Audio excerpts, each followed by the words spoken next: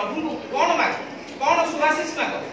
किसी पिला कहते जे मु निश्चित भाव में गोटे भल मनीष हो भल मनीष हाँपाई तो पुणी अनेक किसी कार्य कर मनीष हाँक पड़ो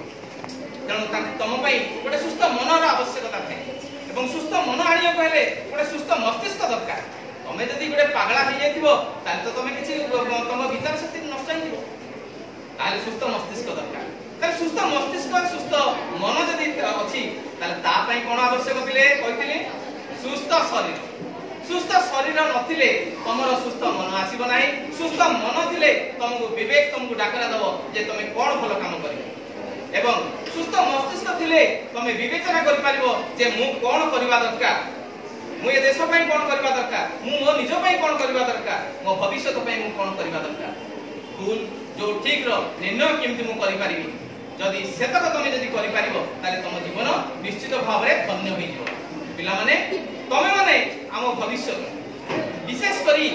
जो झियो माने तमे तमे हमर आगामी उत्तर पीढ़ीर दायर एवं तमे माने जदि चाहिमो गोटे समाज को बदलै देबो गोटे गोटे झियो तेणु सब बेले मन रख तमे तुम चेतना को उद्दीप्त कर जे गोटे भल मनीष होबा पई आज जो बैठकटी हेछि सभाटी हेछि तुम मन गोटे चेतना जागृत करिया पई जे गोटे भल मनीष होबा दरकार तेणु तमे केतबेले चेष्टा करिबो नाही गोटे भूल पथरे जीवा पई भूल पथरे जीवा पई तमे निश्चित भाव में तुमको डाकरा आसीबो जेंति मैडम तांकर वक्तव्य कहिले मैडम अन्य वक्ता माने कहिले किंतु भूल ठीक रो निर्णय तुम ऊपर निर्भर जेहेतु तुम गोटे शिक्षायतन रे आसीचो तुमको शिक्षक माने अनेक ज्ञान दउछथि तुम जदि ज्ञान पाई अज्ञानी हबो ताले तुमठु बळी विचार शक्तिहीन मनुष्य किबा करे तेणु मु आशा करूची जो आज जो ज्ञान तुमको दिया गला जो मैडम माने तुमरो जो मातृसमा मैडम माने तुमको जो ज्ञान देले से तुम जीवन रे ताको काम रे करि देखे मु आशा करूची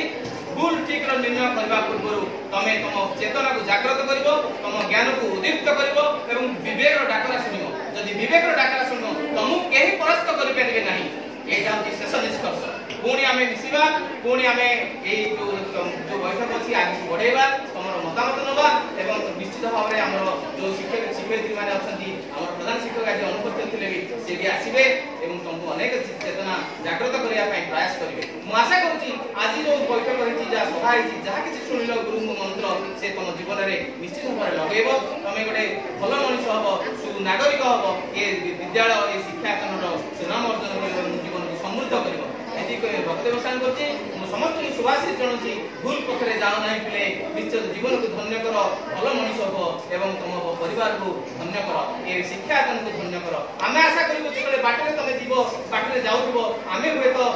तुमको चिनि न पारु काइना आमे बयस रो प्रभाव रे किंतु तमे माने जेतले आगु बढ़िबो तमे हमकु चिनिबो आमे सेतले धन्य हो जा हो हमर ए छात्र छात्री हम विद्यालय रो ए कोठी गोटे भल काम करछथि समृद्ध जीवन निर्वाह करछथि हम सेतले आमे धन्य होई जीवो जे हम स्कूल छात्री माने